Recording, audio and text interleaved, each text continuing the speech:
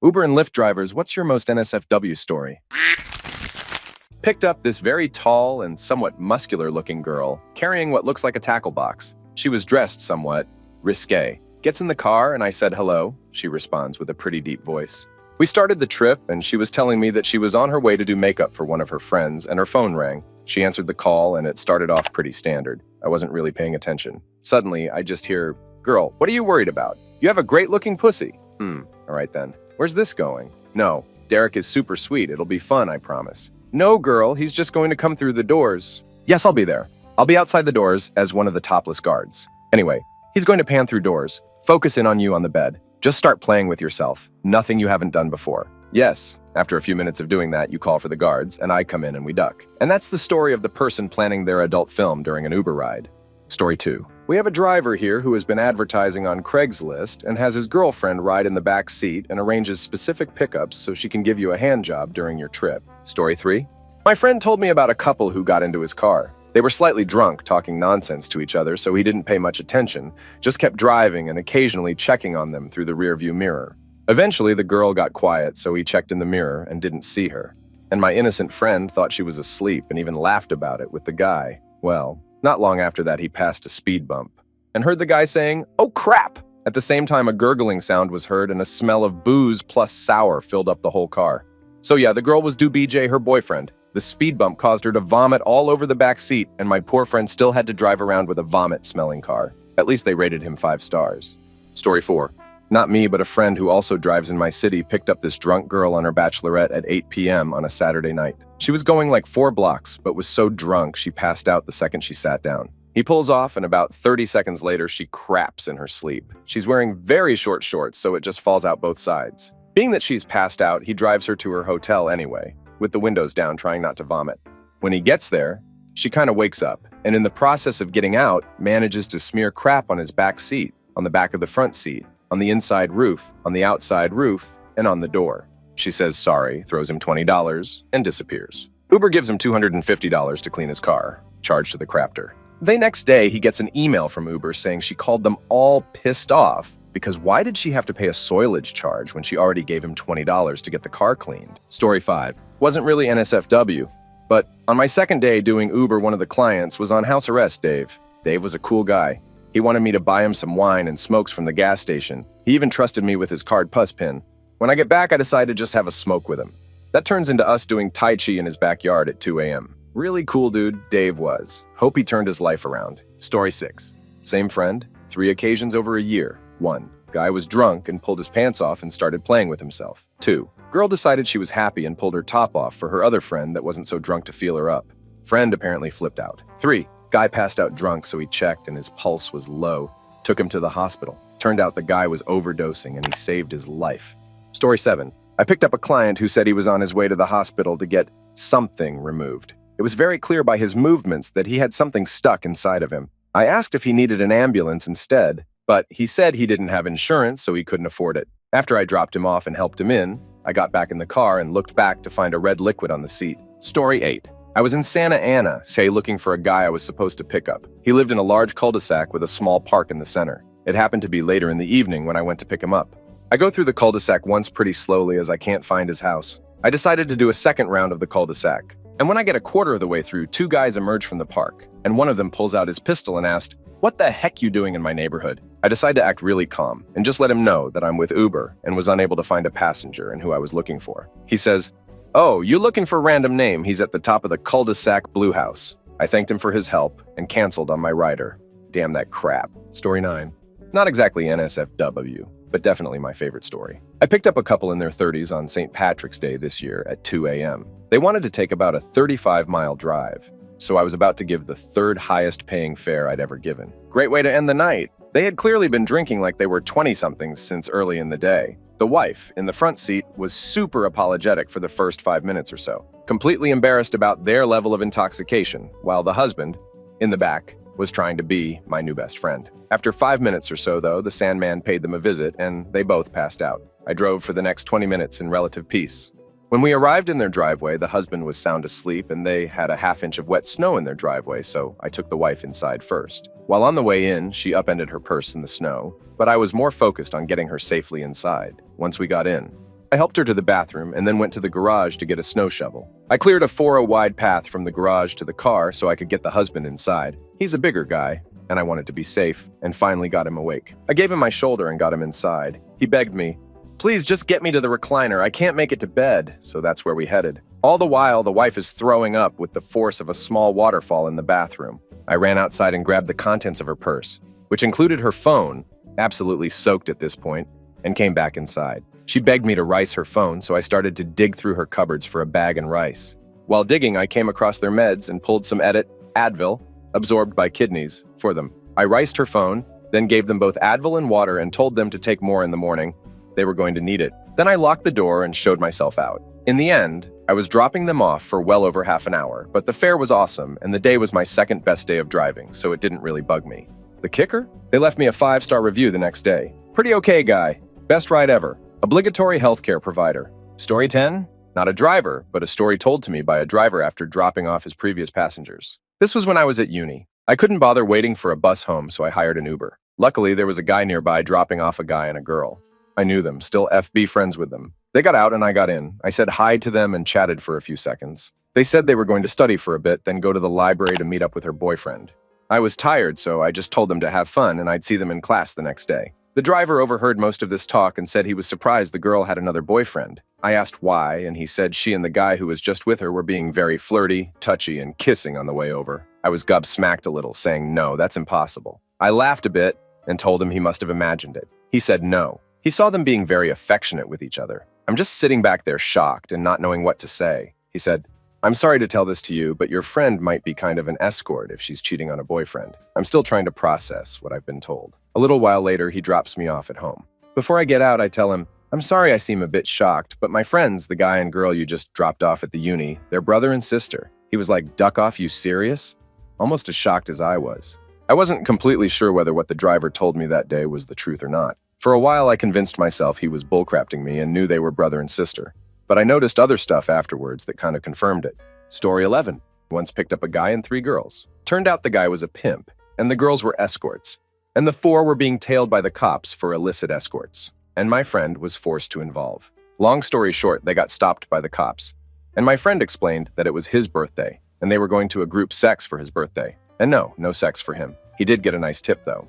Story 12. Picked up a handful of drunk high school kids at 2 a.m. They just finished their graduation party, and they were hammered. One of them threw up in the back. We had to stop on the side of the highway for him. To get everything out of his system, he went behind the bush and did a number 2, but he didn't have any tissue. It was damn disgusting the whole way. Puke and crap are a surprisingly nasty combination. Story 13. I work for a company similar to Uber. Oftentimes, you have to play therapist for drunk customers. They will lay out very personal details about their lives to you. One customer told me about how her ex-husband has been hospitalized several times due to complications from alcoholism, and that they told him that the next time he comes in, he'll likely pass. She told me that she really hopes that the father will pass before her 17-year-old son turns 18 because she doesn't want him to have the responsibility of having to decide to pull the plug. Another ride started with the customer asking if I played Overwatch. And within 5 minutes, she was crying and telling me about her friend who ended her life. One ride? I couldn't find the window button, and we drive the customers home in their own cars. So the customer reached over for it, very clearly moving her hand across my junk on the way. She also refused to sign her check unless she could write her number on my arm, and slapped my ass as I walked away. Another customer asked me for change, and I handed it to him as his other hand was on his junk, peeing in his front yard. Another customer, whose car interior was absolutely covered in cigarette ash and butts, told me about how her daughter recently got unmet by her boyfriend. Story 14. A few months ago, this lady came into my car whilst busily talking on her phone. "Yeah, you can't tell anyone on the team yet." No, I haven't told anyone at all. I was secretly eavesdropping, as I usually do, trying to figure out what kind of job she had. The details are kind of gruesome. The poor thing was lying there for a while after it happened because there was no one around. These gits took everything from her and tried to steal her car, but they apparently hit her. It was only a couple hours later someone saw it and called us. She was still alive when we got there. "Hey, listen, I gotta go. We'll talk more soon." We had reached her destination, church. She got out of the car with a quick thank you. Story 15. If it counts, 20+ years ago, I drove for a sedan service. I picked up one of the guy and took him to get substances and an escort. It certainly wasn't safe for my work at the time, but everything worked out okay. He came out of a luxury resort and gave me a sketchy address. When we arrived, it was an abandoned convenience store, so he told me he was looking for some company. Yeah, I knew where to find that, and along the way, He said he was looking for some medicine, too, so we stopped and got him something to smoke. Could have been substances or anything. I don't know, and I didn't ask. After being told, "Damn you, cop," more than once, we found a pretty young lady of the evening. He asked where she's been all night. She said she's been right there waiting for him. She got in the car. They kissed and do BJ in the back seat on the way back to the resort, and he gave me a decent tip. Story 16. I did a little over 500 trips for Uber last year, and the only thing remotely NSFW I experienced was this really hot girl ask me to zip up the back of her dress when I picked her up. That was cool. Story 17. This one isn't really NSFW, but it's the reason why I stopped working for Uber. It's about 10:30 p.m. I get a request and accept it. It's a 20-something-year-old girl just getting off work at a retail clothing store. She needs a ride to her home, about 35 minutes outside the city limits. Cool, long ride, more money. Get to her house. She gets out and I drive away. Now, I'm about 25 miles away from the city, so I don't really expect to get any hits out there. I'm about to head back in when I get another request. This one is another 30 minutes further outside the city limits. Maybe this person wants to go downtown. That's an hour-long ride, it's money. I'm down. Start heading their way. It's a beautiful night, so I cruise the whole way with my windows down. Long, winding, narrow roads, no streetlights for miles. Finally, I come across the property. It's a ranch-style place. I turn in. Still no lights. Pitch black. I drive in for about 2 miles with no signs of a house. I'm doubting my GPS at this point. Oh well, I'm already this far. Keep going. Oh cool, a house. No lights on. Something doesn't seem right. I swing my car around to face the exit, leave my car in drive, and rest my foot on the brake just in case, and waited for a while. Nothing. Let me give the guy a call, he answers. Sounds confused. Hey, I'm your Uber driver. I'm outside. Take your time. I'm here whenever you're ready. Uber? I didn't request a ride. I'm at Texas. Your address and information comes up on my app. Texas? I'm in Indiana. I've never been to Texas. Please don't charge me. Hangs up. In that moment, I felt the already pitch black night get darker. I turned down the radio. My window was still open, and so I started listening. You know that sound of a dirt road when somebody is walking on it? How it crunches and you can hear every step? Imagine that sound. But there are 2 sets of feet, and they're running, getting louder. I look out my rearview mirror, and the only light is from the red parking lights of my car. 2 men, all black clothes painted red by my brake lights, sprinting, getting closer, getting louder. I slammed on the gas. My car threw pebbles and rocks at them as I semi-burned out, and I hauled ass as fast as I could out of that property. Got back on that winding road, followed it all the way to a well-lit gas station, shifted to park, and sat there, stunned. What just happened? I tried following up with Uber. Nothing really came of it. To this day, I'll always have to wonder what happened that night. Story 18. Only ever Ubered once. Picked up a couple that had been making out as I pulled up, and the entire time driving, she kept saying how they were going to smash. Dude, definitely got lucky that night. Story 19. Not an Uber driver, but I did drive for a taxi company. I had a fare where 2 drunk people who were making out in the back of my cab. This isn't unusual on its own. Happens quite often. Just gotta stop them before crap gets out of hand. Well, one of them decides to stop making out and says to me, "Don't tell anyone, okay?" Curious, I ask why. He responds, "We are cousins and we don't want our family to find out." Then they went back to making out again. I didn't once think they could have possibly been cousins. Never saw either people before or after. Could have just kept his mouth shut and I'd never have known. Why would you disclose that information to a stranger? Story 20? This wasn't me. And it isn't NSFW, but I think it's worth sharing. One driver told me that one time this guy got in his Uber without putting in the destination. This guy was in his mid-40s, wearing an all-black suit and wearing sunglasses. Didn't take them off. He also had a briefcase that he put on his lap. Anyway, so he sits in the car and points forwards. So the driver takes off. They didn't speak the entire journey. It was about 40 minutes.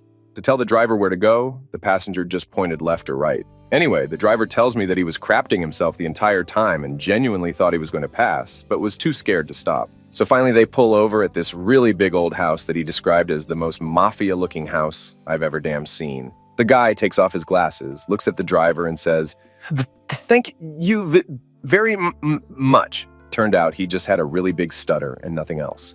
Story 21. My cousin was a grab taxi driver. So in Thailand, we have a TV show called Hormones, which is like Degrassi or Secret Life of an American Teenager, and they had a scene where kids were having sex in the backseat of a taxi.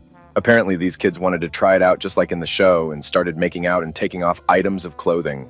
My cousin said he stopped looking once they started taking them off, but he overheard the girl getting frustrated that the guy couldn't get hard, so she put on her clothes and left the car furiously. Then the guy asked him to take him home.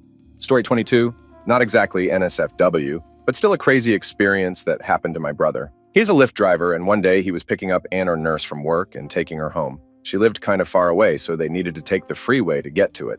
They start shooting the crap, and my brother starts talking about how when he was small, he had surgery at the same hospital that she works in. Funny enough, this nurse has been in the or during many surgeries, so she knows a lot about them. She starts talking about them and eventually goes into pretty graphic detail about how the surgery is done. Now, my brother has this problem where he passes out very easy while discussing or seeing medical procedures. He's done it 3 times before, so sure as crap. After a little bit of hearing about the surgery, the nurse notices the car veering off to the left, crossing over a lane. She looks over at my brother and sees him passed out cold behind the wheel. She starts screaming, and the car ends up veering off into a ditch on the side of the freeway. The nurse apparently forgets all her training and just damn books it once the car stops. Apparently, the smell coming from the deployed airbags smelled like smoke to her, and she thought the car was going to blow up. My brother and the nurse were both physically fine, but his car is completely totaled. Story 23. So my dad is an Uber driver, and he says that girls my age, I'm in my early 20s, will drunkenly try to make him go home with them all the time. One time there were 3 girls who drunkenly were singing to Taylor Swift, and they made my dad record them singing the song, and then they made him sing some of the lyrics. He showed me the clip of them singing and him singing. Later, it was hysterical. Then they invited him to go to the next bar with them, but he had to keep working. Also one time, an Uber driver told me a girl tried to drunkenly make him duck with her at her house, but he said, no cause he's married. And when she got out of the car, she gave him the middle finger and turned around and lifted up her miniskirt and flashed him. I guess Uber drivers get lots of ladies. Story 24. A young couple paid me $60 cash on top of the cost of the trip to just drive around for half an hour while they ducked in the back seat. I kept towels on hand at the time for various reasons, most commonly for people who have their dogs with them. Anyway, I said okay and had them put a couple towels down. I proceeded to drive down back roads while they had a good old time. Story 25. Happened about a year ago, but I had Ubered a girl from the university in my area. She was pale, freckled, blue eyes with dirty blonde hair, and had a single dreadlock twisted within it.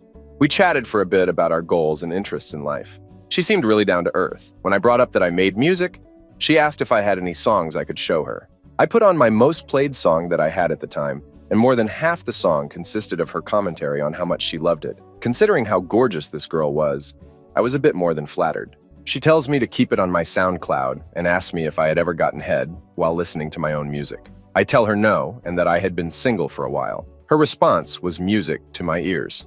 Well, there's a first time for everything, right? At this point, I'm praying I don't crash my car with the jolt of endorphins rushing through me. Long story short, I blew my load before we reached destination, and let's just say she was no quitter. I got her number, but nothing evolved beyond that. She still listens to my music, according to SoundCloud. Story 26.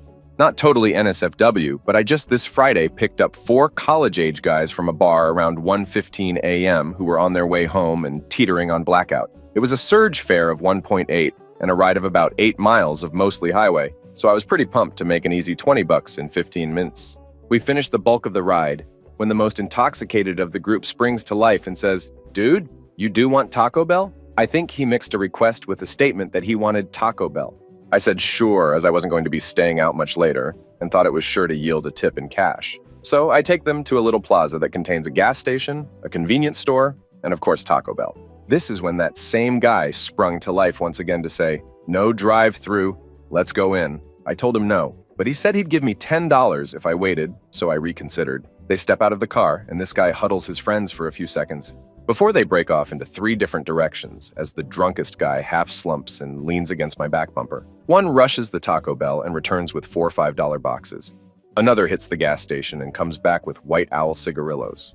When the final man returns, it's with a roll of paper towels, some sort of rivet things, and sticky tack. The drunk guy then unravels the entire roll and shoves it into one of the barf bags that I keep in my back seat, and they get into car for the last of a mile home. Drunk guy is fiddling with it in the back as I talk with the guys about sports and other banalities until I pull up to the house they live in about 2 minutes later. As I pull in, the drunk guy says, "Done," and then slumped onto his buddy's shoulder. He hands me $10 and grabs the bag containing the paper. He looked me right in the eye, and with an incredibly serious tone, he broke through his intoxication for one sentence and said, "You must always remember to recycle," and then passed out to the point that his friends had to carry him. I then got to see what this blacked-out genius was up to, a device for smoking multiple blunts that was so precisely made. Holes were equidistant, lines were clean, etc. They invited me in to test it, but I had to be on my way. As I drove off, I wondered what this person would be like in the light of day. What does a sober version of this stoner engineer do? What else is he capable of?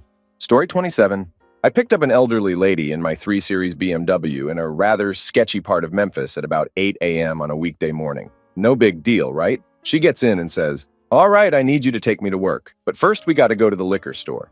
I say okay and start toward the nearest liquor store, thinking she is just picking something up for after work. On the way there, she mentions she works for a repossession company and that they work for a car dealership that intentionally sells cars to people that can't pay for them. She says she wants to swing by an address on the way to work to see if there is a car she needs to repossess located there. She says the cars usually have GPS, but she thinks the car's owner has disabled the GPS. We arrive at the liquor store and the lady goes in and comes out. She gets in the car, and before I can ask her not to drink in the car, she has downed an entire pint of vodka. At this point, I can't even be mad. I'm flabbergasted. Laughing, I ask the old lady if she even had a chaser. She pulls out a Capri Sun, stabs it with the straw, and starts drinking it. She says, "You probably think I'm some sort of alcoholic or something." I reply, "I don't know if you are or not, but at least you're up and at this morning headed to work." Then she starts directing me back into the sketchy neighborhood to search for a black Chrysler 300.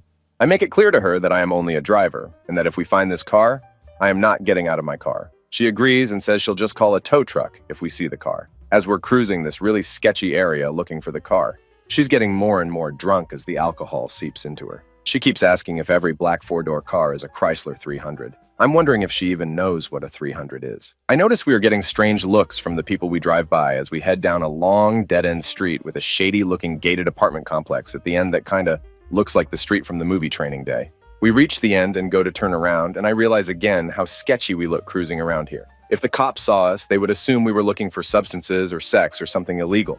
I notice again that everyone sitting outside the apartment complex is staring at us like we are an elephant in the room. I guess she senses my discomfort, or maybe she had to be at work at 9 a.m. because she says, "Okay, now I feel like I'm ready to deal with these mother duckers. Let's head to such and such sketchy car dealership." So we get close to the dealership and she says, "Park over there," and produces another pint of vodka and Capri Sun from her bag. She downs half the pint, mentions something about saving some for later, punches a straw in her Capri Sun, says, "Time to go to work, have a nice day," and exits the vehicle. I'm just sitting there like, what the heck?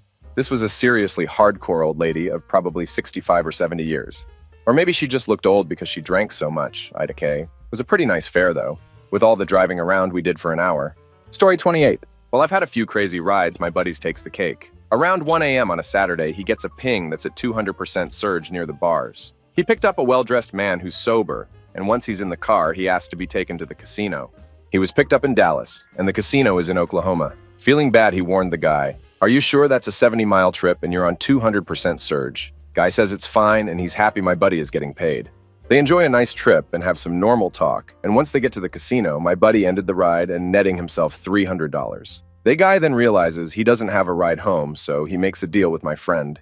"Look, I'm going to go gamble for a few hours I give you $250 now, will you wait and when I come back I'll give you another $250 for waiting and another $500 for the trip back." Buddy agrees and takes a nap until I'd done. Guy comes back and gives him the cash and they head back home. During the small talk, the guy says, "Look, you've been great and seem like a stand-up guy. I want to throw another $500 your way if you let me do BJ." This dude wanted to pay my friend $500 just to do BJ. When you ask him what happened next, he just laughs and says, "Well, rent was due, and if the worst way to make $500 is pretending a chick do BJ you, then it's not so bad." Story 29. I have a few NSFW stories from being a former Uber driver. My first took place last summer in Grand Rapids. I was doing my usual weekend rush and got a request out on the east side of the city. I arrive at the house, and 2 middle-aged, maybe 35-year-old women come out of the house, obviously intoxicated. They were being dropped off about 40 minutes outside the city on a surge, so I was pumped. We go through the normal driver-rider chat, then the two start talking amongst themselves. They are talking about their kids' soccer game in the morning, a cookout that they are going to have, and how much fun they had that night. Then all of a sudden, it starts to get quiet in the back seat. The next thing I have is one whisper to the other, "I love you so much," and then can hear a full-on makeout session going on in the back. I try as hard as I can to act like nothing is happening. That may have been a bad idea because thing in the back only escalated from there. We stop at a stoplight and I hear one of the seatbelts unbuckle. I check the rearview mirror to see one of the moms fully on top of the other. I suggest that the mom should put her seatbelt back on, but she obviously was too busy to listen to that. They continue to go at it the entire way home. The noises and moans from the back were almost unbearable. I get the first house of one of the mom, and they continue going at it as if nothing happened. I politely say, tell the woman that we have arrived, but she disregards it. I turn the lights on in the car. This was a big mistake. One mom's panties are on the ground, and the other's hands are where you would imagine. She goes, "Oh, we got home so quick," put her panties back on, and gets out of the car. I get the address where I'm taking the other. She immediately passed out, and I had to shake her awake when I got to her destination. After she got out, I had to pull over and laugh at what had just taken place in my car. The second took place during Pride weekend in GR. I got a request from the popular gay bar in the city, which had been super busy, as you would imagine. I pull up, and a 6 feet 2 inches large male in a wedding dress walks up, and he sits down in the front seat. Once again, we go through the normal chat at the start of the ride, and then he asks me, "Can you help me out?" Being a good driver and assuming he wants to stop somewhere before I get him to his destination, I say, "Sure, I can help you out." He then goes in a complete different direction than I was expecting. He tells me that this was the first time that he had ever dressed drag and how much he liked feeling beautiful and womanly. I tell him that's awesome and ask him how he had managed to make his tits look womanly.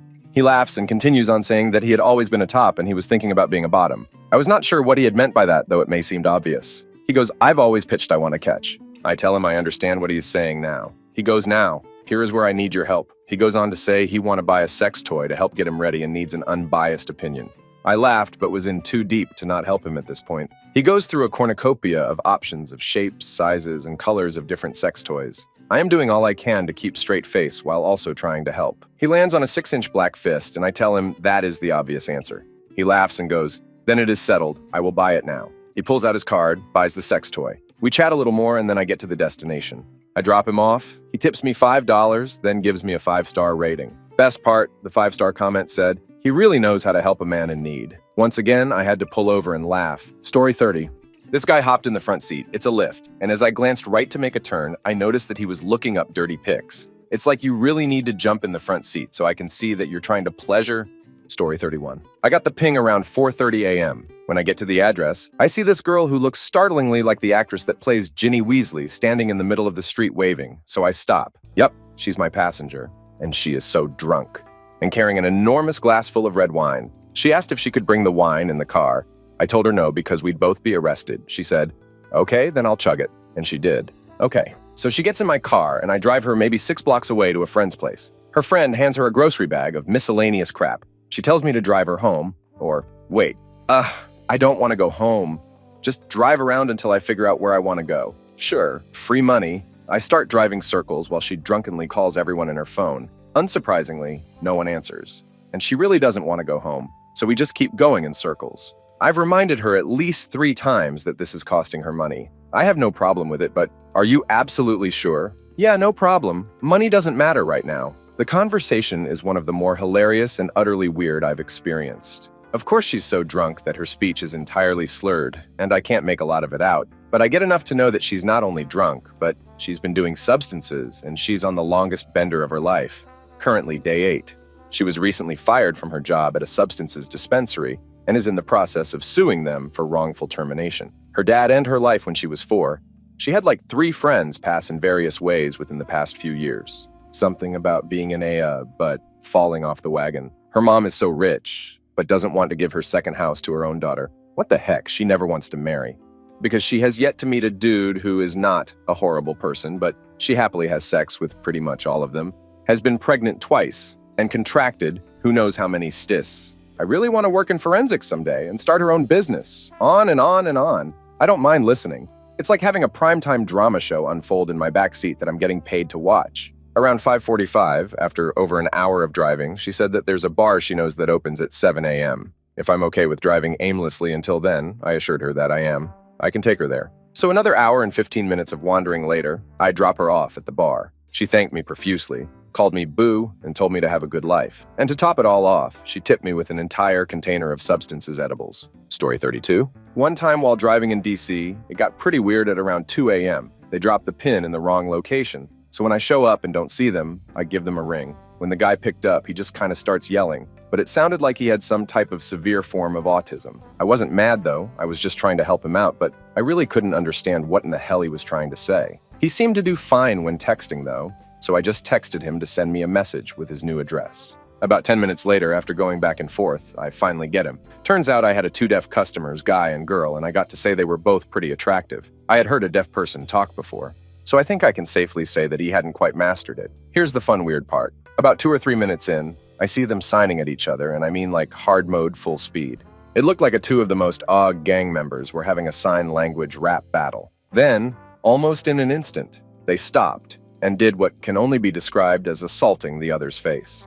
It was a damn battlefield. The guy and girl are both moaning these loud, coarse, almost inhuman noises, and I'm just driving in pure awe. But it was getting really weird, really fast, especially because they both kept on slightly looking at me or gesturing towards me. So I did the only thing I could do, turn the music all the way up. You see, I have a really good sound system, and usually only the people at night allow me to turn up it. I usually ask, but damn it, they're deaf, and they were very preoccupied. The best and worst part was that I think the bass was turning them on or something, because those two got even louder. Finally, we arrived. They gave me a good tip, and the girl gave me a kiss on the cheek, and that was it. I can only imagine how those neighbors feel when they're going at it. Story 33 was actually a drunk passenger. Took an Uber to my substances dealer's house, and the driver totally figured it out. After I got 2 steps out of the car, he sped off, got pretty high before walking home. Story 34. I picked up a drunk couple from a bar. As soon as they got in the car, the woman was telling me about the substances they just did in the bathroom. She then went on to tell me that she was his maid and they were ducking and his wife didn't know. She would wear the wife's lingerie. Also, she was ducking around with the wife. I was taking them to the guy's secret apartment where he did substances. And ducking his maid. He felt a little bad for me, so he gave me all the cash that he had as a tip, $7. I guess he spent it all on substances. Story 35. Some friends and I Ubered back later night after a party. Being intoxicated AF, my friend sitting next to me started to heave. So I, work my quick thinking, opened the window, pushed him to puke outside in the freezing February air. He did his duty, and we were all thankful that he decided to puke outside. Eventually, we arrived by my house and get out. I look on the outside of the car, and the puke had frozen all along the outside of the car by the window. The side of the car was covered in puke. We spent an hour helping the poor Uber driver clean it by throwing hot water FR inside the house, and someone quickly scrubbing. Story 36. Picked up a group of young ladies during a bachelorette party. The bride-to-be sits in the front, and while driving to their destination, she rolls down the window and whips out a giant sex toy for all of downtown to Chicago to see. Story 37. I picked up 3 people from a club who needed to get back to a college campus. Midway through the ride, I learned that the guy in the front seat did not know the other 2 in the back. They just tailgated for the ride. On 2 occasions, I had to tell the guy to stop, do pleasure the girl, because the girl started moaning and I assumed that was what was happening. After the second time, I threatened to leave them on the side of the highway. Story 38. Drove Uber. I picked up a woman, pretty attractive, thick in all the right ways. I see that the trip is going to take a little over an hour. You get good at reading people and gauging their willingness for small talk when you've been driving for a while. You also have a pretty good stock of questions and conversation starters based on the length of the trip. If it's going to be 10 minutes, how's your day? Lovely, crafty weather out today, huh? Etc. 30 minutes. So what do you do for a living? Are you still in school? Do you study? Because this was going to be a significantly longer ride, we end up talking about our respective significant others. After about 30 minutes of driving, we became fairly comfortable together, which is why when her phone rang and she informed me that it was her boyfriend and to excuse her for a second while she took the call, I offered a friendly hello that was loud enough for him to hear on the other end of the phone. This was a mistake. After offering my greeting, there was a pregnant pause followed by an audible, "Who the heck was that?" from the phone. A huge fight ensued. "Why the heck do you not trust me at all? You're the one that cheated on me." Unintelligible response. "I'm taking an expenses duck Uber to get home just to see you and take care of your unemployed ass." The fight continued on in this matter for about 5 minutes before she but threw her phone out the window in anger. After hanging up, she looked at me through my rearview mirror and deadpan asked, "You want to pull over and duck me?" I was not expecting this. One of the main things we had talked about was how happy we had been with our respective significant others. I was extremely happy with my then girlfriend, who is now my fiancée, so I declined as delicately as possible. She didn't even seem upset by the fact. That didn't prevent her, however, from leaving her purse in my back seat so as to call me back 10 minutes later and requisition me again. Crazy damn broad, probably would have been a spectacular lay. I hope things are working out for her. Story 39. About a year and a half ago, I bought a new car and figured I would make a few bucks driving for Uber as an excuse to take the new whip out for a spin. I live in Central Florida, about an hour outside of Orlando, and normally would drive on Mondays for a few hours during the day. Pings were pretty spread out, and most of the time I was driving farther to pick up a passenger than they were traveling. Nevertheless, it was enjoyable for the most part. Towards the end of my driving day and a few completed rides around town, I received a ping from a guy out in a large industrial area. I noticed as I was pulling in that the address was attached to a rental storage facility. Only the rental bays were more like hangars than one-car garages. The property had way more units than I could see from the road. And of course, my passenger rents the second closest unit to the back corner of the facility. I pulled up, waited a few seconds, and right when I'm about to text him, he kicks open his doors and yells, "I'll be right there!" running back inside before walking out moments later. Homie is bleeding from the forehead, from an apparent recent injury, and has a large cast, boot on his left leg. With crutches and all, this big, sweaty man sits down in my back seat. I'm in a pretty good mood, so we head off down the road, and this gentleman is super chatty.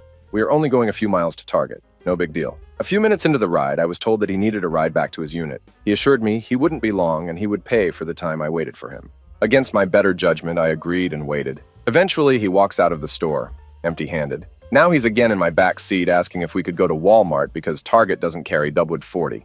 At this point, I'm suspicious, but agree we can head over to Wally World. On the way over, he tells me that he needs the WD 40 for his switchblade business that he runs online. He told me that he buys them at a low cost from China and resells them, but they need some type of lubricant in order for the blade to come out quicker and faster. I drop him off at the door and parked nearby. What an idiot I am, I know. 10 minutes later, I decided I would make a pass by the door and see if I missed him coming outside. I tracked him down behind a bush right outside of the garden center entrance, huffing a can of computer duster. Of course, he saw me and began waving frantically, again taking a hit of the inhalant while doing so. I waved back as I pulled a quick U-turn and got the duck out of there. My new friend fell over the bush, spilling some duster cans on the concrete in front of a few entering families. That scene really made me question why I live in this state. I quit out of the Uber app and drove home. That was the last time I drove strangers around. Story 40. This isn't NSFW in the traditional lewd sense, but one time I picked up a guy who seemed to be in a horrible mood, and he kept urging me to drive faster, telling me he doesn't care if I speed or pass people, etc. He was clutching a small bag to his chest and staring ahead angrily. It was almost an hour drive to the middle of nowhere, but thankfully he had a phone call right after he got in the car to distract him as I flew down the highway. Naturally, I listened to his conversation. Driving gets boring after all. And it was something about his ex-wife, his car had been repossessed, etc. And it seemed he was talking to a lawyer or something. Didn't seem like a friend. After a while, he hangs up the phone and looks out the window in a huff, and then explains to me that his ex-wife had gotten his truck repoed because he was apparently one day late on a payment, and his car had his money, PSD meds, etc. I tried to reassure him as much as possible and tone down the conversation, but he was, understandably, very angry. He then started ranting about the repo guys, who were just outside county lines, hence the long drive, and how he wanted to shoot up the place. Understanding now why he was clutching his bag, this made me a little nervous. And thankfully, I was able to lighten the mood a bit and hopefully convince him not to go on a shooting spree. He then rants about his ex-wife and kids, and says he wants to hit her and that of her lawyer. And I remember saying something like, "This will only make your problems worse." And he says it doesn't matter since he's off his PTSD meds, so is insane. We're like 15 minutes from his destination by now, and I really have no idea what to do. Besides, try to identify with this guy while talking him down and being nice, understanding. I end the ride and offer to go in with him to the repo place if he needs a hand getting his truck, and he agrees. We get his truck, and the people had stolen all of his cash, but not his meds, thankfully, and he was holding back tears. This was a very surreal experience. Also, bachelorette parties can be annoying since women in that state think it's totally okay to grope me, which is great. And all I guess, but I'm trying not to die in a fiery car crash. Also, one group stole my hat, which is unforgivable since that particular one no longer exists. Story 41. Unusually was doing a really late night in San Diego. There's this club called Spin that goes till about 4 a.m. and say you have to stop serving alcohol at 2, but people can still get high and dance. That night was a hip-hop night, Thursday irk. A trashy girl and this guy get into my car, make me wait about 5 minutes while they are trying to convince a second girl to get in the car. Anyways, so it starts raining. They give up, and I start to take them to their destination. They're making out in the back, and I am driving very carefully. It's raining cats and dogs. Rare in SD, no one knows how to deal with it. And I see at least 3 drunk drivers on the streets already. About 2 miles from their exit, I see a foot by my head. I'd have kicked them out then and there, but it was the highway, and I'd have kicked them out at the exit, but their house was 1 block away. Anyways, the car was bouncing at the exit. I haven't even had sex in the back of my car. Got them kicked off of Lyft. Story 42. My 2 stories would have to be a lady who was kind of drunk and kept asking me questions and moaning slightly every now and then. When she got out of the car, I checked the back seat and there was a Sharpie, a sticky Sharpie that was obviously used for something.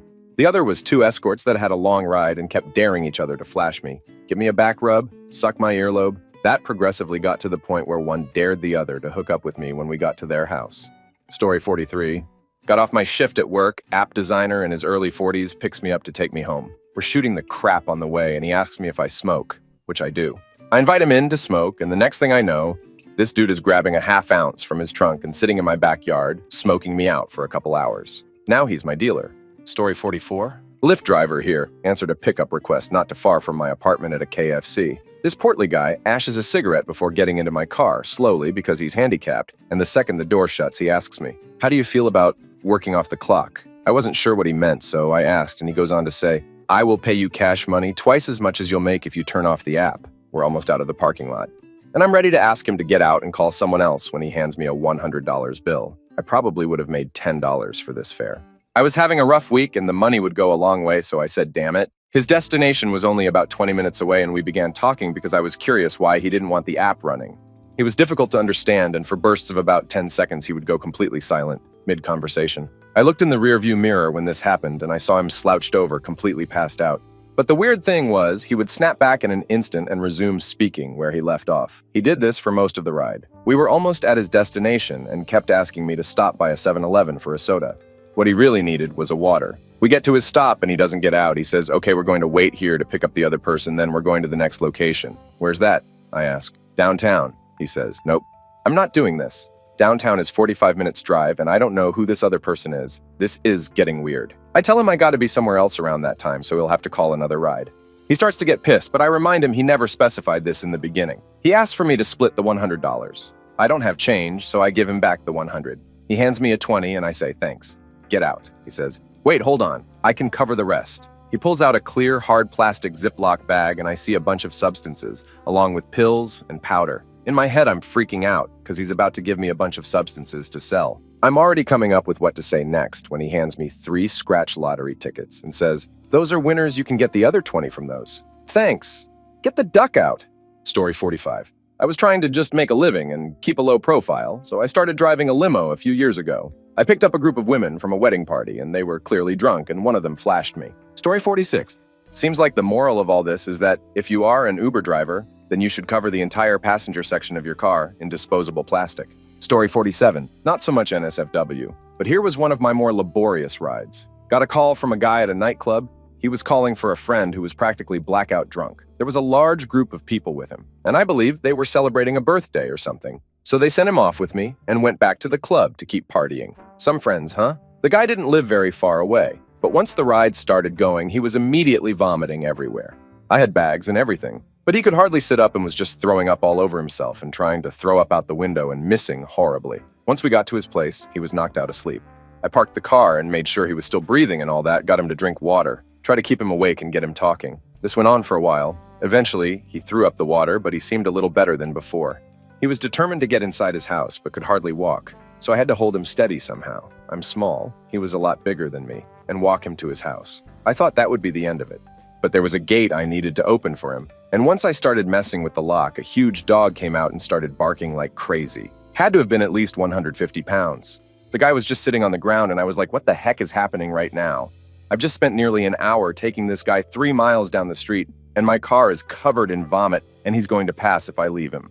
So I just took a risk and opened the gate, and the dog was completely friendly, probably still puppy-aged, which was cute until he jumped up and crushed his giant body against me and bit me with his sharp puppy teeth. Play with me, damn it. I was able to guide the guy to his front door and get him to bed. Giant puppy wanted to play more and made it really difficult to leave. Not going to lie, I stalled a bit and played with him. Why the hell not at this point? My car was a mess, so I wasn't going to be able to work anymore that night.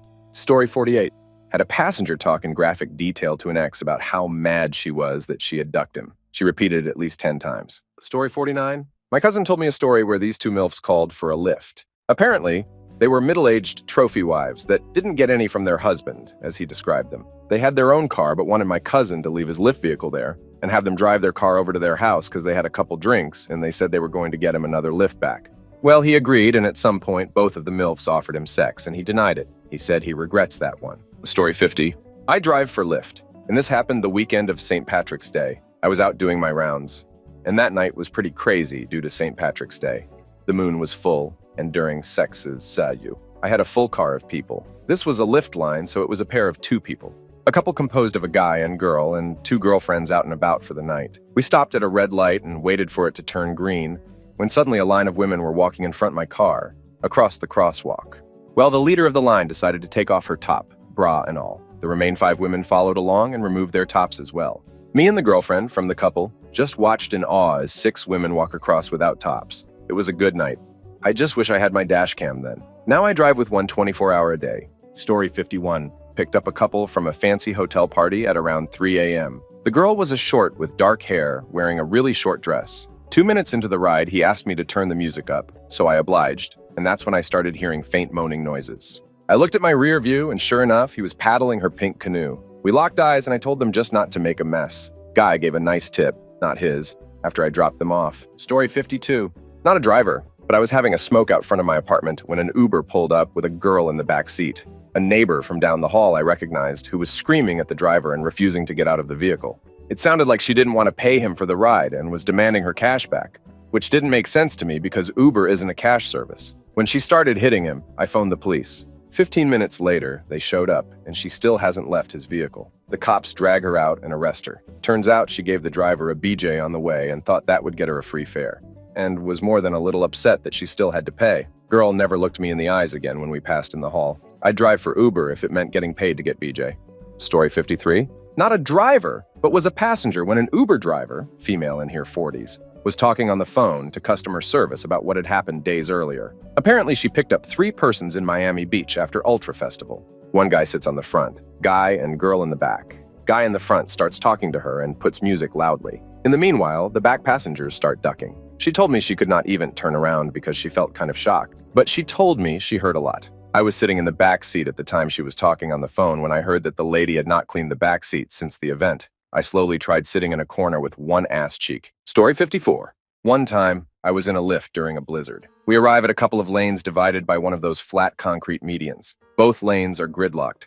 Lyft driver goes, "Watch this," and drives up the damn median while the cars on both sides honk furiously. I protest, and he brags that he is a big man in the city, and the cops won't touch him. Anyway, it's not an erotic story, but I'd say it was definitely not safe for anyone involved.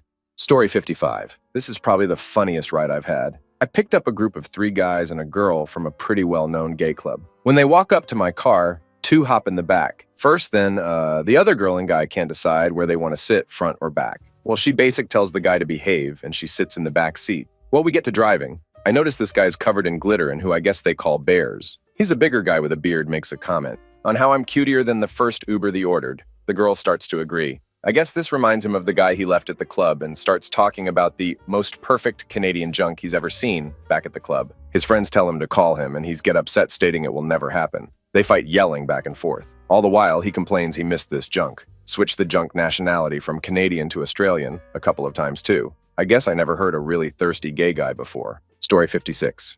Worked for both Uber and Lyft. I think 4th of July weekend a couple years ago, I had a couple that was thrown out of a bar pretty early, like 8 p.m. On the way back to their apartment, the one that was in the back seat kept bugging me about what I wanted for the trip. He was also the one that drank much more than the female in the front seat. After explaining to him that the ride payment is all that was needed for payment, he kept pushing the subject. The girl started to ask me what I was into. Explaining I was gay excited her and the back seat passenger much more. The same round of questing kept going 5 more times before they decided to make a stop. We pulled in a 711 for them to pick up my payment. This consisted of a 12-pack of beer and coconut water. Back on our voyage to their apartment, they started pushing for me to come up and hang out for the night.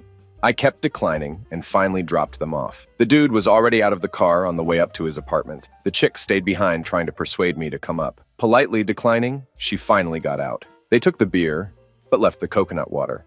Story 57. In my city, there is an area called the Iron Triangle that is famously crime-ridden. During one trip around 2 a.m. when I went to pick up the client, a woman, I was instead greeted by 2 men who said the ride was for them. They tried to explain where they wanted to go, but I had no idea what they were saying and they hadn't entered an address. I had to rely on them saying turn left or right as I drove.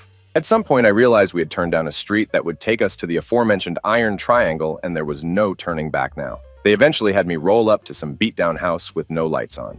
What made this trip different from every ride I've ever given is that they then told me that one of the guys was going to stay in the car with me and the other would go inside. I would then drive them back to where I picked them up. This meant 2 things. 1, obviously some kind of substances deal is going down. And 2, I now have to just sit here outside this house with a stranger and can't race off away from the sketchiest area in town.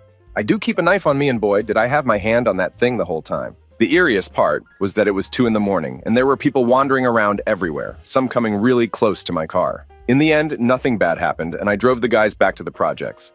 But it was definitely the scariest 20 minutes of my life. Story 58. I sort of have two. Neither are that bad, though. First was a drunk couple I picked up from the bars. They were headed home about 7 miles away. They chatted with me for a few minutes before the conversation slowed down, so I just put the music up a few notches. We were on the highway when I heard the sound of a zipper and a belt buckle. I hit the dome lights and checked the rear view mirror and saw that the girl was getting ready to blow the guy.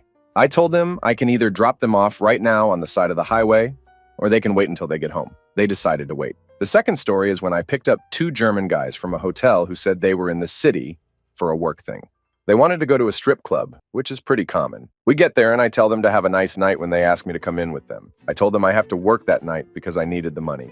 One of the guys reaches into his wallet and pulls out $150 and tells me to come be their personal valet all night, so I agreed. Story 59. I've done about 1,400 rides for Uber and about 500 for Lyft in the last 8 months. I've had a few good stories. I've had 2 pukers so far. That's probably been the most unpleasant part of my job so far, as NSFW, would be the 2 women passengers in the back seat. One was pretty sober, and the other was very much not.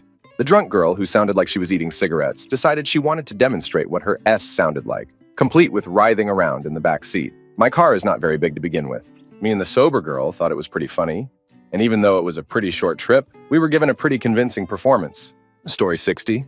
I've got 2. I was working in Tucson, picking up frat boys from a weekend pool party, and I pick up this guy in a banana hammock and girl in a one-piece. They immediately get in the car, and she straddles him when I pull away. Swimsuits start coming off, and I hear moaning. I immediately pull over on the side of the highway and kick them out. Second one isn't so NSFW, but I picked up a woman in Denver. Initially, she was very rude, but wanted to ride across town, so I put up with it. She slowly started to warm up and started hinting she wanted party favors for sex. When I told her I didn't have any, she started talking about the bugs and why there are so many all over her. Obviously, she was very high. She then resorted to begging me to come into her place for a night of met and sex. I adamantly refused and dropped her off. I had heard a story of my friend picking up a sorority girl who was so drunk, she pooped on his back seat. Another bonus story, I picked up some frat boys from Western Denver. They got in my car, and I saw that the destination was a local sleazy strip club 30 miles away. I gladly obliged taking them. About 5 minutes in, one asks if he can make a quick call. From what I could gather, he called one of the escort and proceeded to have 30 minutes of group phone sex with her. All the while, the phone is on speakerphone. Story 61. Former cabbie here. Picked up a couple from a bar, restaurant, and they were going to a friend's party. They didn't seem that plastered, but about halfway into the 20-minute ride, I hear the telltale signs of some BJ in the back seat. Whatever. It happens on the sly every so often, and I figure people like the idea that they're being slick in public, so I let it go. Well, eventually it sounds like she's got her hands in his pants, and then straight up just starts straddling him. They go at it hard for about 5 minutes, and then we get to the drop-off. I say something like, as long as you guys didn't make a mess back there, we're all good. Dude looks horrified like he's thinking, did he notice my GF just ducked? Yes, bro, you guys were the opposite of subtle. Girl is blushing and as red as her lipstick. Now I'm just laughing to myself because they actually thought they were being stealthy. It was a $15 fare and they guy hands me $40 and says, hey man, thanks for being cool about it. Easy money and a good story to tell. Worth it, IMO. Story 62. I have a buddy who was taking an older couple to a party. He said they were super friendly, and they gave him a $100 tip, a bag of shrooms, and the guy asked his girlfriend to have her flash my buddy. They also invited him to the party they were going to. This is all funny because my friend was pretty Mormon at the time, but on his way out of the religion. That definitely gave him a taste of the real world. Story 63. Picked up a couple from the Grizzly Rose, filthy country bar in Denver. Guys asks to piss, so I stop as he pisses while leaning against the car. Welcome splashback. Guy seems to go from being quiet to angry in his verbiage, and demeanor through the drive, even to the point of grabbing my seat while his partner tries to calm him. At stoplight, hear him threaten to kill his partner. Cue adrenaline. Threats towards partner intensify on highway. Pull into hard shoulder and gradually depress brake pedal so as to avoid any wheel lock. Exit vehicle, guys follows me out, tries to fight me on side of highway. I sprint back to car as he falls flat on his face. Drive woman home and leave guy on side of highway. Try figuring out why she's with him. Afraid her son will judge her if she leaves, despite her being the income source for the family. Classic abusive stronghold. Very upsetting. I called the police immediately and reported everything including address. Story 64. To make conversation, I always ask my Uber driver if they have any horror stories. One guy told me that he picked up this couple in all black clothes and he admitted he felt a little creeped out by them. It was the middle of the night and they had asked to be dropped off at a cemetery. He thinks perhaps they live across the road or something and tries. Fails to make conversation with them. He drops them off, looks at his phone, then looks back and they are nowhere to be seen, disappeared. He stayed for a few minutes looking to see if they would pop up anywhere, but they never did. Freaked him out big time. Story 65. This happened to my cousin a few weeks ago, actually. She was getting a ride home from a friend's house somewhat late at night and made the mistake of getting in the front seat of an Uber. Her driver was this middle-aged guy who would not stop giving her weird compliments and telling her how her boyfriend is so lucky. He even tried touching her leg and hair, and it was just super weird. So my cousin gets home and contacts Uber about this driver, and they apologize and give her a free ride. But a few days later, someone comes to their front door and won't stop knocking and saying, "I'm looking for my friend." My aunt is the only one home and yells from an upstairs window for them to leave or she's calling the police. They leave after she threatens the police and later that night when she's telling my cousin about her day. She pieces together by the description of the guy that it was her creepy Uber driver. She opens up the app and found the guy's picture from her previous rides, and sure enough, my aunt confirms that it's the same dude. They contacted Uber but have not heard back yet. They are also considering a restraining order. Story 66. So my boyfriend drove for Uber for about 2 weeks while he was in between jobs. One night early on, he picked up a couple of girls outside of a bar, and they were absolutely plastered. He felt like he recognized one of them, but couldn't exactly place where he knew her from. A few minutes into the drive, the girl he thinks he knows asks the other one, "Can you help me fix my dress?" So he looks into the rearview mirror to see what's up, and in their drunken fumbling, the girl managed to let her halter top fall down, and she accidentally flashed him. She was super embarrassed about it. He reassured her it was fine and dropped them off at their condo. The best part was the next night when he and I went out to dinner together to our favorite restaurant. One of the waitresses was the drunk girl who flashed him, and that's where he remembered her from. She was either so drunk she didn't remember her wardrobe malfunction, or chooses to act like nothing happened whenever we see her there. Story 67. Picked up this really drunk couple at about 2 a.m., and when they got in my car, the guy was already in Facebook Live, because why not, I guess. The trip was going to be about 25 minutes, and so he and this girl are having a good time. They ask me to put on some music, so I turn on a local pop station, and the girl starts kind of dancing in the back seat. Guy is still putting stuff on Facebook Live, and I just tune them out. I realize that things have gotten kind of quiet, so I look in the rearview mirror, and what do I see? The chick is now topless, BJ the dude. You guessed it. Still on Facebook Live. I just ignore it and take them where they need to be. They get out. Chick's still topless at a house, and the dude comes to my window, hands me $50 and says, "Dude, thanks for the best ride of my life," and disappears, never for me to see him again. They gave me 5 stars and a review that simply said, "Cool guy." Story 68. A friend of mine used to drive for Easy Taxi back when it was available where I live. One day, he tells me about someone he had gone to pick up. .it was a girl and a middle-aged guy. Nothing strange about that because sugar daddies are pretty common where I live. The girl tells him to go round in a circle, basically, so that they end up where they started. As soon as the trip starts, the girl starts blowing the middle-aged guy. By the time the trip is done, the guy has already blown his load. The girl thanks my friend, pays the fare, and throws in a little extra. Turns out she was an escort, and she have been to BJ guys in the back of taxis for a while since they discovered it's cheaper and safer than hiring out a room. If it's only for a BJ, this story took place in Nairobi, if anyone is wondering. Story 69. Well, I'm not a driver, but had an Uber driver that had a mental breakdown causing her to slam on the brakes in the middle of the highway. She said we couldn't listen to music, was telling us about everything wrong in her life, and pulled to the side of the highway. Made my 2 friends and I get out of the car while she continued her breakdown, but let us back in after a few minutes. Finally get home and charged us $30 extra, but we just paid it knowing that nothing good would come if we didn't. The next morning, I get an email from Uber saying they're charging my card for $200 because she said there were bodily fluids in the car. I immediately called them and told them the whole story and asked what fluids were in the car.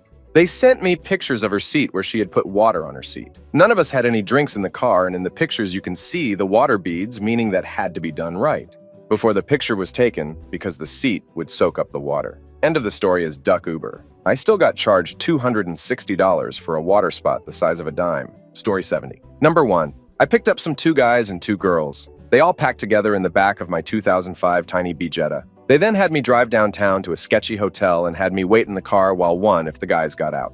He came back 5 minutes later with a bunch of substances and then told me to bring them back to their original place. They offered me some blow, but I politely declined. Then one if the girls asked if I wanted to smash. When I dropped them off, I politely declined. Number 2, I drove 5 college girls home and they kept talking about how attractive I was in a not-so-quiet voice. Then they asked if I wanted to come inside. It was 2 a.m., so I of course said sure. They warmed me up some leftovers from their party, gave me some soda, and then went to bed. so I thanked them and drove off. Being painfully awkward is fun. Story 71. Well, there was the guy who proceeded to get butt naked in my back seat while piss drunk and change into a teenage mutant ninja turtle costume. It was Michelangelo, for the record. Story 72. A friend told me he picked up two guys and they went to a coffee shop and bought a bag of donuts. He was driving for about 5 minutes and they were giggling. He turned his mirror down and they both had 3 donuts on their junks. Pretty sure they were high. They left a big mess too. Story 73. Not Uber, but a cab driver I was friends with some time ago. He had a lot of regulars because he owned his own taxi, even though he worked for a company, and would take fares whenever, day or night, if people called his cell. Anyway, he picked up a couple of dancers from this pretty rough men's club and was driving them home. One was fairly new to him. On the way, they smoke and were passing it around as he was driving, and the new one says, "Oh crap, pull over, I have to puke." Now my friend is nervous. In our city, cab drivers don't often get pulled over, but it's around 4 a.m., and he's on a deserted street with an escort leaning out of his car puking. When she's done, she sits back and says, "I'm sorry," to everyone. One of the regulars says, "Don't worry, hun." Story 74. My friend once told me a story about how she was giving her boyfriend BJ under a blanket in the back of an Uber vehicle, and the driver went over a hole, which then caused my friend to bite this poor dude's junk. Felt so bad for the bloke. As my friend said, he couldn't get hard for almost 2 weeks afterwards. Story 75. I was the passenger in this situation, but it was still NSFW nonetheless. It was about midnight, and I was at a friend's doing laundry. Once I was done, I called a Lyft and got picked up. While driving, we passed by a gas station, and I asked to stop to pick up some smokes. I left my laundry bag in the car, tied up tight in the back seat, and went inside. Now I was only inside the store for 2 minutes tops, and I already had a weird feeling in my tummy. I fast-paced, walked back to the car, and I suppose I caught the driver off guard because upon opening the car door, I see my underwear in this dude's lap. So the whole drive home, I'm staring out the window, not wanting to get hitting and get dropped off about a block away from my actual destination. Didn't get that underwear back and honestly didn't want it back. Story 76. I was Uber driving during Anthrocon, the world's biggest furry convention. Picked up a guy in an elaborate red costume. He removed the head and was pretty nice for the short ride. We just talked about Pittsburgh and traffic, etc. When he got out of the car, I reached back with my lint roller to get the red fuzz off my seat, and I found a packet of seeds. Sweet basil seeds. Was this his calling card? Who carries around seeds on a Thursday night? Story 77. My girlfriend drives for Lyft. One afternoon, she picked up a couple of frat boys, and they immediately started acting weird. They start rubbing all over the seats and asking if they could take off their shirts. She politely tells them no, so they beg her to let them. They offer her some substances if they would let them take their shirts. She said no again. Then they asked her if she would have sex with them. She tells them no, and is still trying to be polite, but then they start to negotiate prices for her to sleep with them. All she has to do is pay them $100 to duck their friend, not pay her pay them. She dropped them off and reported them to the app. Uber drivers, what's the deepest secrets you've overheard in your car? Former Uber driver here. Picked a girl up, a sweet girl from a bar on a Wednesday night. Absolutely hammered about 10 p.m. She got into my car, apologized for being so drunk, and politely asked if we could just drive around a little while with the windows down. I was prepping for a cleaning fee, trying to drive and pull a vomit bag out of the glove box. But no, she just did that airplane thing with one hand out the backseat window. She asked me if I had ever thought about passing, to which I replied, "Yeah, I guess so."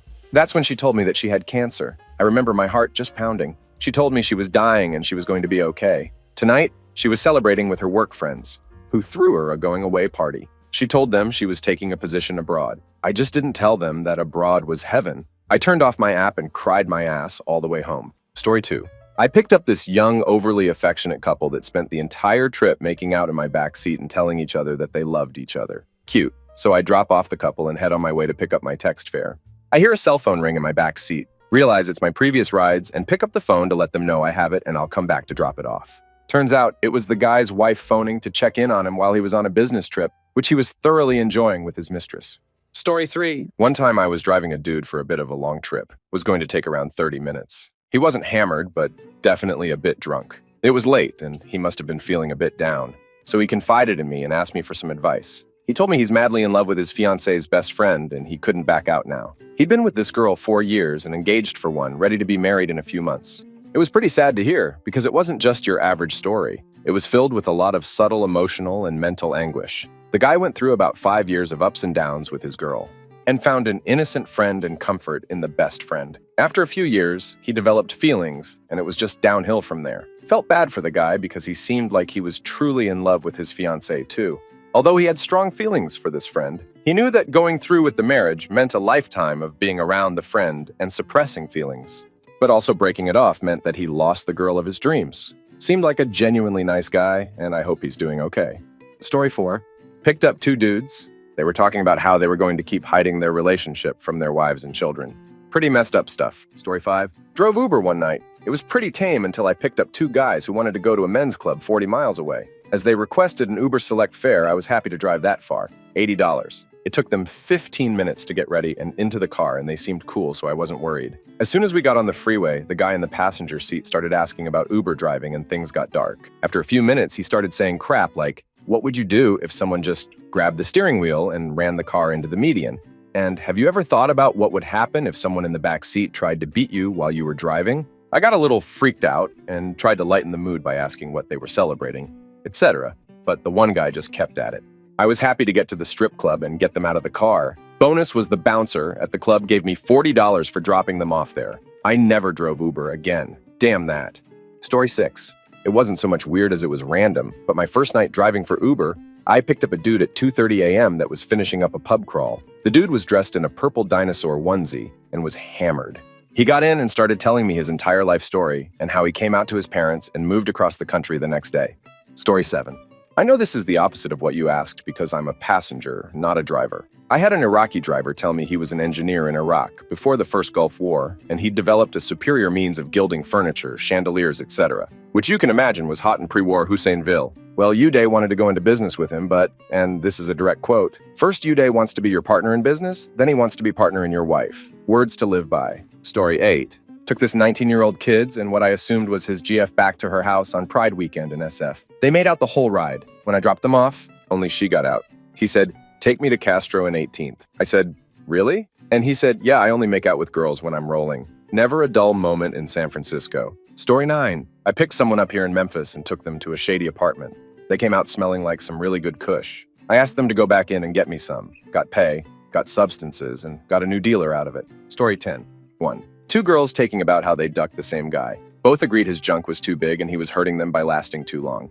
Both concluded he was gay. 2. 2 middle-aged couples trying to agree to a group sex. Story 11. Once I had an extremely drunk middle-aged couple fight for an entire 30-minute ride. They attempted to bring me into their fight many times. I just pretended like I was deaf and didn't answer when they tried to rope me into it.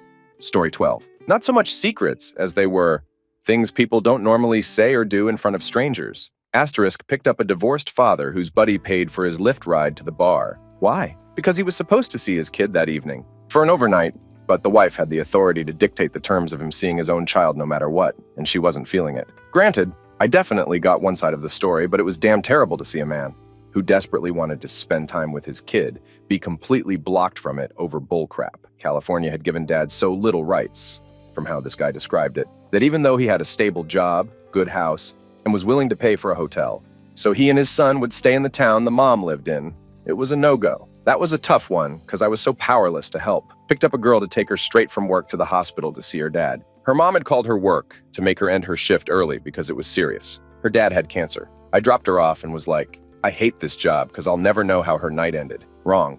Next night, I'm taking people home from bars, and her 2 guy friends took her out to get wasted because her dad had passed. They were being drunk idiots, so when I took them to get pizza.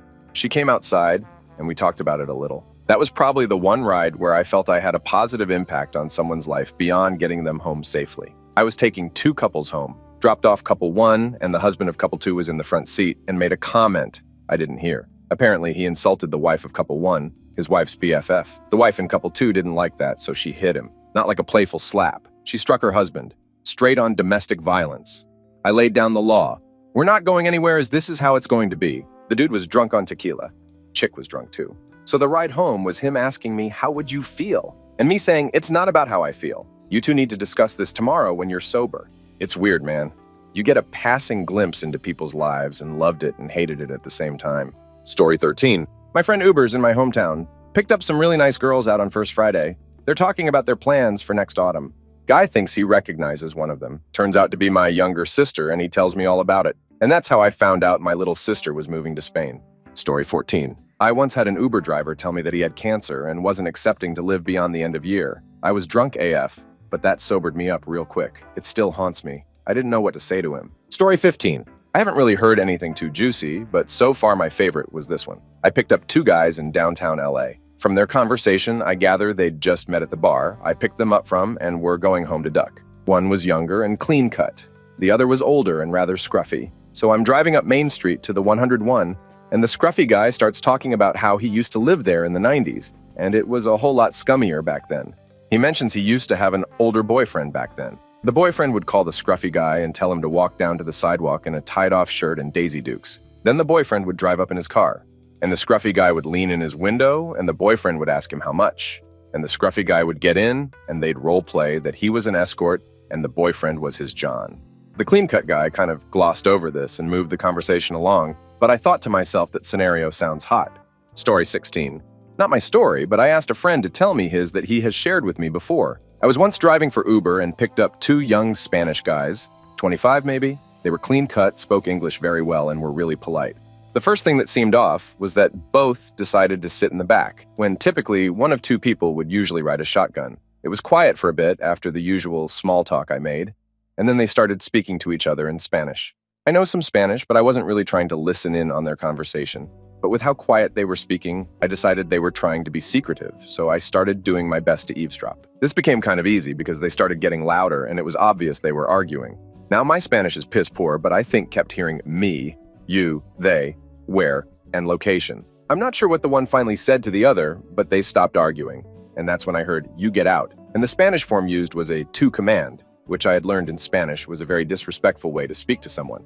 Then there was a lot of arguing where I could only really hear get out, and I paid for a short while. Finally, they stopped, and one of them said very politely, my friend forgot his date tonight.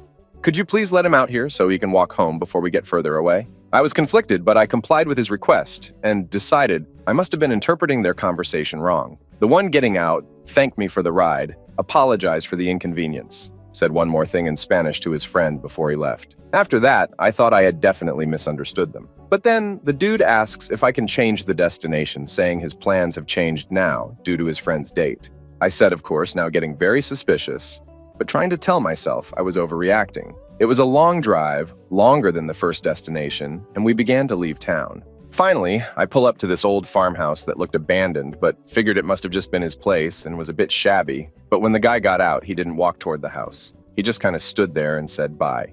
Being suspicious, I drove off down the road for a while before turning back around, and I saw that the guy was walking along the side of the road toward a small graveyard, a decent ways away from the house. I didn't slow down because I didn't want him to think I was snooping or even notice it was my car. I'm not sure what happened, but I'm pretty sure there was something waiting in that cemetery hidden somewhere, and as soon as his buddy told him where it was, he cut him out of the deal and made him get out, and there was nothing the one getting out could do because he wasn't the one paying. And I think he may have even been scared of the other guy. Weirdest night of my life. Story 17.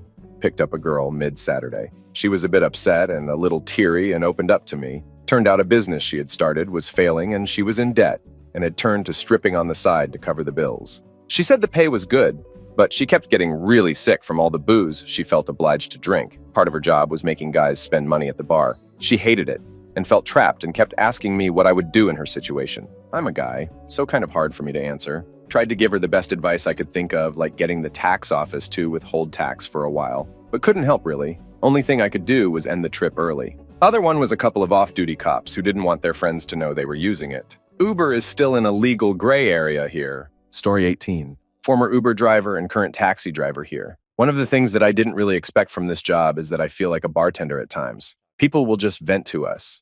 Maybe it has to do with the fact that we're an anonymous ear, and people feel comfortable telling things to a third party. Whatever the case, a couple stick out in my memory. One was as an Uber driver in North Jersey.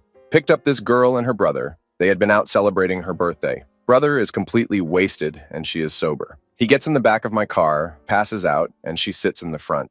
The ride starts, and we make small talk. Apparently, her brother and her boyfriend had taken her out for her B-day, but boyfriend got mad at her and went somewhere else.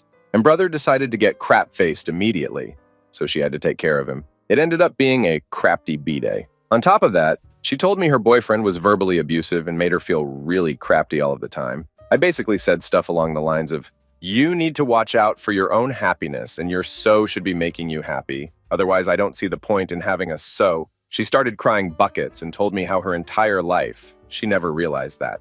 She always just assumed that boyfriends' husbands have the right of way, as she put it. and that she never even considered that she should be happy in a relationship. Maybe that stuck with her, and she's moving on to better and happier things. I'd like to think so. That ride ended with me helping her drag her brother out of my car and up the steps to the house. Second one, now I'm a cabbie on Long Island. Pick up these two women mid-20s-ish and bring them to a restaurant. We were on the way there, and we start chatting, and the topic of depression and died comes up. One of them was in school to eventually become a psychiatrist. I, myself, deal with depression and anxiety, and I also have a history of died attempts. And I speak openly about it when the topic comes up because I want a stigma of mental illness to go away. Anyway, I drop them off and they ask for my name so they can have me as a driver later. A few hours later, the dispatcher sends me back there to pick them up on a driver request. Sweet. I pick them up and we're heading back, but the mood in the car has drastically changed from earlier. It was pretty much silent. I figure maybe they're tired or whatever. Halfway home, one of the women asks if she can ask me about my depression and death attempts, and although it was kind of an odd question, I go along with it for the reasons I stated above. Now she's visibly upset, and she confesses that one of her best friends ended her life a few days before. No warning signs or anything. Without too many details, I basically said that that's actually not uncommon. As some people who attempt died don't want their friends or family to know how they're feeling, so she shouldn't feel guilty about it. Then she confesses that she was having bad ideation herself and had nobody to talk to about it. So I basically said it's good that she's talking about it now, and she should, because this is not a thing that can be fought one-on-one. I even gave her my phone number so that she could talk to someone who knew what she was dealing with. I also gave her the number for the death hotline and told her she should contact a mental health professional. I never did hear from her again, but I really hope she went and got some help. Story 19. I picked up a guy from a gay bar and he was noticeably coming on to me. He then confessed that he was one of the founders of a very popular gaming company and offered me $2,000 to come up to his room. He also refused to leave my car unless I kissed his hand. Fun times. Story 20. I am not an Uber driver, but I have one that was told to me. This driver told me that he picked up his last fare for the day and it did not have a final destination. The dude gets in the car, high yelling on the phone. The guy says, "Drive to Vegas here," and the guy tosses $500 at him. That is on top of the Uber fare, which apparently was surge pricing. So the guy drives him to Vegas. From Los Angeles, takes about 4 hours. The whole time the guy is talking, yelling on the phone to his mom. They get to Vegas, and he drops the dude off at some mansion where his mom is outside waiting to yell at him. Apparently, the guy forgot about giving him the cash because he tossed another few $100 at him, got out of the car, and split. Story 21? It's not a secret, but just one of many insane experiences. So, I picked up a guy in a suit at around 6 p.m. on Tuesday near Venice, Cua. He told me to take him downtown, and per usual, I asked if he had a preferred route, and he said, "No, whatever is quickest." We get going, and the usual banter begins. "So how long have you been driving for Uber?" Me. "1 year or so, it's a great job." He says, "Oh, cool, where do you stay at?" I answer, "In the valley." And he says, "Oh, nice, nice. So how long have you been driving for Uber?" I paused and kind of half smiled, thinking he was ducking with me. He wasn't, so I answered verbatim, "1 year or so, it's a great job." He goes, "Oh, cool, where do you stay at?" This repeated 3 more times before I finally answered it differently, saying, "I just started, it's not for me." And him again replying, "Oh, cool, where do you stay at?" I answered one last time the original way, but then finally, silence. By this point, I was on the 10 highway, stuck in rush hour traffic. I look in my rear view, and he is rubbing his head and hair profusely, like someone going through withdrawals. He took his suit jacket off and looked severely uncomfortable. I dialed 911 on my phone in case crap went down. He then out of nowhere yells in a deeper voice than earlier, "Damn!" And I said, "Sir, is everything all right?" And he goes, "Where are we?" I said, "On the 10 headed downtown, is that still okay?" He goes, "Yes." At this point, by the graces of the universe, we ended up moving pretty quickly through traffic. Then right before we exit off the 2 miles or so from his apartment, he yelled again, "Where are we?" I said, "Where?" "Sir, we're almost to your house. Is that still okay?" And he goes, "Yes, that's fine." Once we arrive, I pull up to drop him off and he gathers his stuff, opens the door and looks back in at me before walking away and in the most genuine, kind way says, "Have a great night. Watch out for crazy people." Honestly, one of the strangest, creepiest events ever. Subsequently, I bought a stun gun taser, and luckily so, as this was just the beginning of several crazy incidents. So damn glad I don't drive anymore. Story 22. Not my story, but my mom's. She does rides in San Diego, which is a city that loves its Navy and is where future SEAL go to buds. My mom was telling me one time that she gave a ride to a young man about 20 years old. He had been fighting to become a SEAL his whole life and ended up falling asleep on the last day or 2 of buds and getting dropped for the season. He was just crushed because he made it through everything before.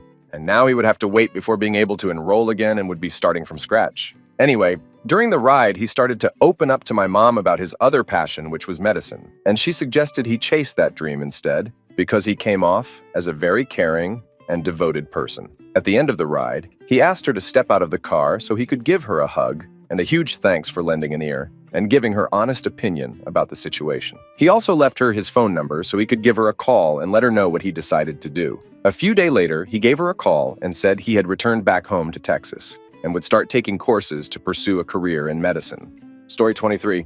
Never overheard a juicy secret, but plenty of interesting packs. One time I had a group of 3 guys, probably around my age, mid-20s. They seemed nervous, avoided eye contact, and were pretty much silent from the moment they hopped in. I tried confirming the destination, asked how their night was going, etc., but only got muffled mumbling in return. As always, I worked the situation out in my head in a calm, rational manner. Something like, are these guys trying to rob me, jack my car? Did they just hit somebody? Am I an accessory? Do they have knowledge of the impending apocalypse? But as my paranoia routine winded down, I slowly started to realize what was going on. Between the beads of sweat, occasional jaw clenching, and finally, random giggle outbursts, they were tripping damn balls. Once it hit me, I called them out immediately and told them I was cool. They looked so relieved. I started blasting music, some Humphreys McGee, I do believe, and they just started geeking out by that point. Fun ride. At the end of the ride, the guy that sat up front tossed me a bag of shrooms. Good times. Story 24. I drove a lot of college-aged girls that were looking for. Had a sugar daddy. They wanted 30-year-old men. No children, good job, willing to buy them lots of things, pay rent, bills. I had no idea this was so popular, but practically every girl that age that opened her mouth about a guy in my car went on about his age, job, and money. One girl even admitted to ducking someone with the same name and of the same age as her dad. Story 25. Oh man, something relevant to me and I'm late. I had someone get in my car, told me he's in his late 20s and that he's having sex with a girl who just recently turned 18. I awkwardly told him that's good for him, and he proceeded to tell me that it's not, that his life sucks, and everything he does to make himself happy doesn't work. He told me he watches vids of people end their life and wishes he had the courage they did to go through with it. He told me he's going to go to San Francisco and spend every last penny he has on vacation and just jump off the Golden Gate Bridge when he's done. I didn't really know what to say. When I dropped him off, I told him that I hope things start looking up, and he just said, they won't. They never do, and left. He also asked weird questions like, if I hit you, would you kick my ass? When I said I'd rather no one hit anyone, he said, dude, you'd whoop my ass, I'm a damn piece of crap. Hope he got help. Story 26. Not quite the question, but I feel very sorry for the Uber driver who had to drive my drunk ass home while my ex railed into me for changing the karaoke song he was going to sing. I was crying, and he was screaming while subtle jazz played through the speakers. Story 27. Not a driver, but a passenger. This is my story. I get picked up at around 2:15 a.m. after the bars. Older man, white Volvo station wagon. It's a pretty long drive, so I figure I'll talk with this guy. I ask him what credentials you have to be an Uber driver. Him background checks and all that. Me. Probably for the best, eh? Wouldn't want any nutballs driving people around. Him, almost as if he didn't even hear what I said. Yeah, I'm a registered pedo offender, though. Me. Him proceeds to talk about it for 15 minutes straight. Me.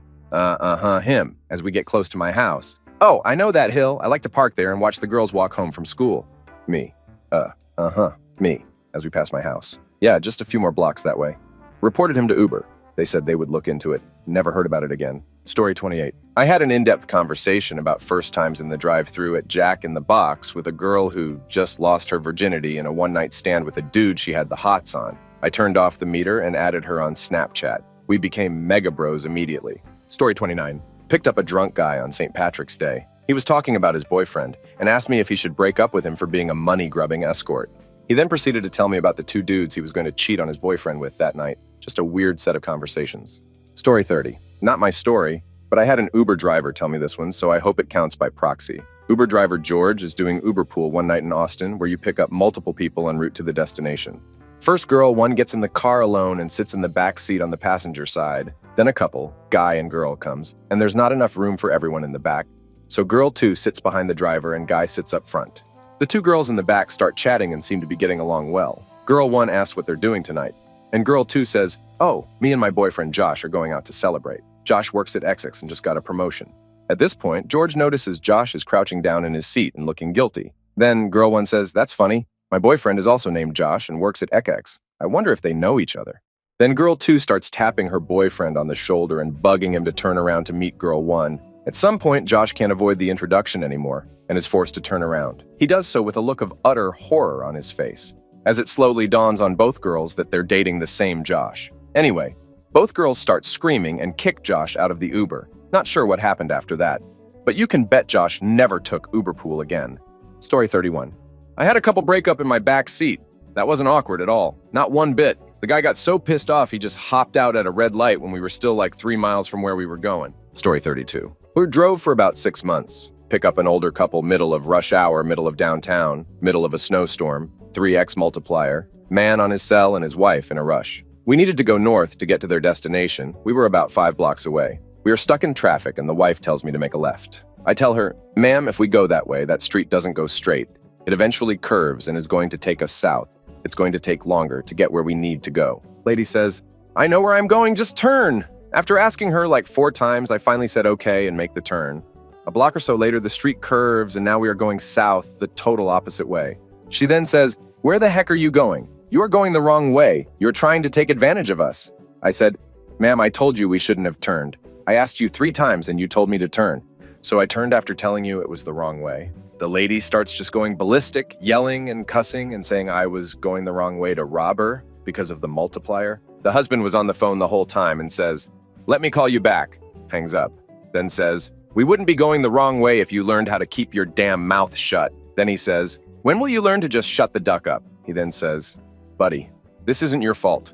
This is my fault. I married this woman 20 years ago and should have just put a gun in my mouth a long time ago. Then they just started going at it, the woman told him. Maybe I should beat her for you. And then they were just yelling back and forth. I finally get back on the right street, get them to their spot. It took over an hour ride, was about $70. And the whole time they are just yelling, I just raised the radio and let them go at it. They went at it the whole hour nonstop when I get them to their spot. They stop yelling mid-sentence and say in the most eerily calming way possible, you have a great day, thank you. It was crazy.